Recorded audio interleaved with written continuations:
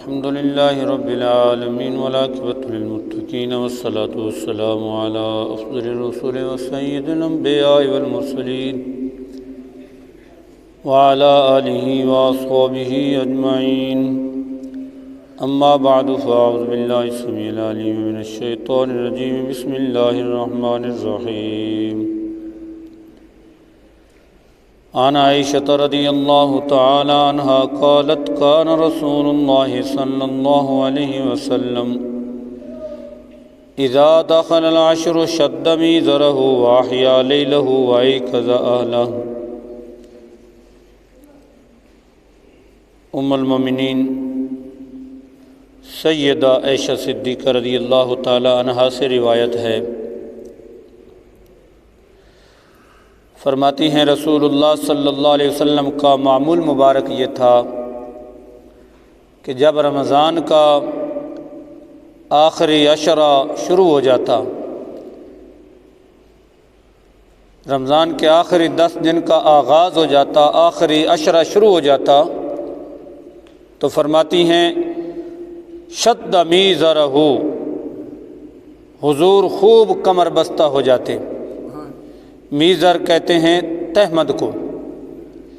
یعنی اپنا تہمد کس لیا کرتے تھے، جس طرح ہماری پنجابی میں ہے کہ لنگوٹ کس لیا فلاں نے،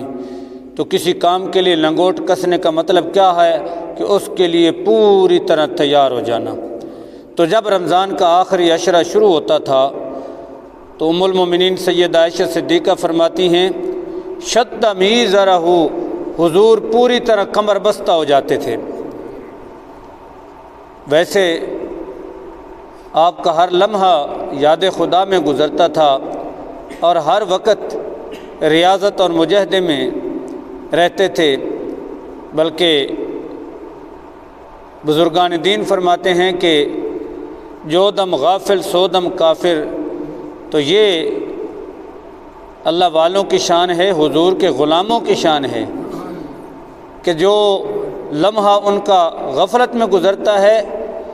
وہ کفر گردانتے ہیں، کہتے ہیں جو دم غافل سو دم کافر۔ یہ غلاموں کی شان ہے، تو آقا کا کیا مقام ہوگا؟ تو ہر وقت اپنے مالک و مولا کی یاد میں رہتے تھے اور ریاضت اور مجاہدے میں رہتے تھے، لیکن شوق کس قدر، اور رمضان مبارک کے ساتھ بالخصوص آخری عشرہ تو فرماتے ہیں شد میزرہ، حضور کمر بستہ ہو جاتے تھے۔ وَأَحْيَا لَيْلَهُ، اور شب بیداری فرمایا کرتے تھے، یعنی آخری 10 دن جو رمضان مبارک کے ہوتے تھے تو تقریباً حضور ساری رات جاگتے تھے، تلاوت قرآن، نوافل، ذکر اللہ میں راتیں گزر جاتی تھیں۔ نہ صرف خود بلکہ ارشاد فرمایا وَأَيْقَظَ أَهْلَهُ، آپ اپنے گھر والوں ازواج مطہرات کو بھی جاگنے کا حکم دیا کرتے تھے، یعنی خود بھی جاگا کرتے تھے اور گھر والوں کو بھی جاگنے کا حکم دیا کرتے تھے۔ تو اس حدیث پاک سے پتہ چلتا ہے کہ رمضان مبارک ویسا سارا مہینہ نور علی نور اور اس کی ہر گھڑی رحمتوں اور برکتوں سے بھری ہوئی ہے، لیکن اس کا آخری عشرہ یعنی آخری 10 دن کتنی اہمیت کے حامل ہیں، کتنی برکتوں والے ہیں، کتنی رحمتوں بھرے ہیں اور کتنی اہمیت والے ہیں نگاہ نبوت میں کہ حضور پہلے سے زیادہ اور کمر بستہ ہو جاتے اور عبادت ریاضت میں لگ جاتے، ساری رات جاگتے، تلاوت قرآن پڑھتے ہوتی، نوافل پڑھتے، اللہ رب العزت کی یاد میں اور اس کی ذکر میں راتیں گزار دیتے۔ دوسری حدیث یہ بھی حضرت سیدہ عائشہ صدیقہ رضی اللہ تعالی عنہ سے روایت ہے، فرماتی ہیں کان رسول اللہ صلی اللہ علیہ وسلم یجتہد فی العشر الاواخر، حضور رمضان کے آخری 10 دنوں میں خوب مشقت فرمایا کرتے تھے، ما لا یجتہد فی غیرہ، اتنی اور دنوں میں یعنی مشقت نہیں ہوتی تھی جتنی رمضان کے آخری 10 دنوں میں مشقت فرمایا کرتے تھے، یعنی ریاضت، مجاہدہ، شب بیداری، نوافل، ذکر اللہ، تلاوت قرآن اس قدر فرمایا کرتے تھے۔ آخر اس کی وجہ کیا تھی؟ یہی وجہ ہے کہ رسول اللہ صلی اللہ علیہ وسلم جب آخری عشرہ شروع ہوتے تو آپ اپنے حجروں کو، اپنے ازواج مطہرات کو، اپنے گھر کو خیر بات کہہ دیتے اور مسجد نبوی میں جلوہ فرما ہو جاتے۔ حضور سید عالم صلی اللہ علیہ وسلم اعتکاف فرمایا کرتے تھے اور عموماً پہلے سے زیادہ شب بیداری بھی فرمایا کرتے تھے۔ کیا وجہ ہے؟ یا تو اس وجہ سے کہ نبی کریم علیہ الصلوۃ والسلام نے ارشاد فرمایا کہ رمضان کی آخری 10 راتوں میں لیلۃ القدر کو تلاش کرو۔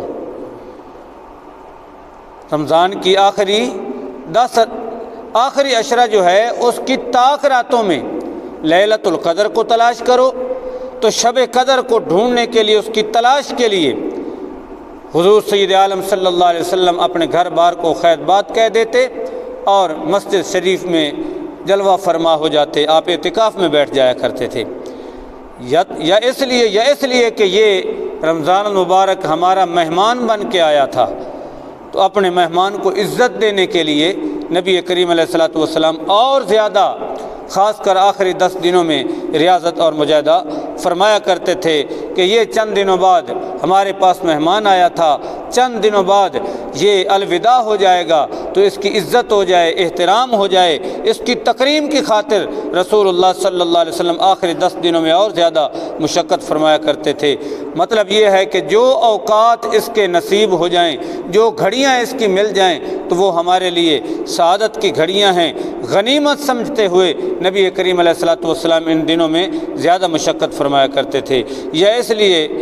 کہ یہ مہینہ ختم ہو رہا ہے اور اس مہینے کا اختتام جو ہے وہ زیادہ ریاضت، مجاہدے اور عبادت پر ہو جائے۔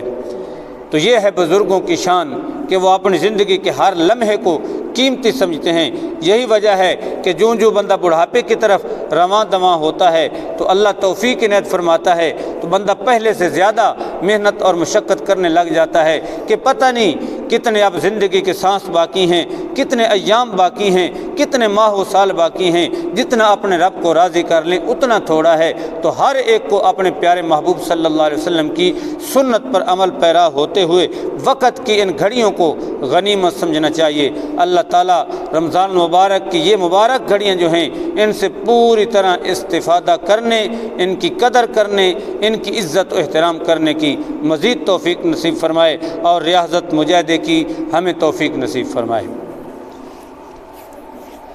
اللہم صلی علی محمد وعلی آل محمد ربنا آتنا فی الدنیا حسنۃ وفی الآخرۃ حسنۃ وقنا عذاب النار ربنا لا تزغ قلوبنا بعد إذ هديتنا وهب لنا من لدنک رحمۃ صلی اللہ علی حبیبی محمد وعلی آلہ وصحبہ اجمعین برحمتک۔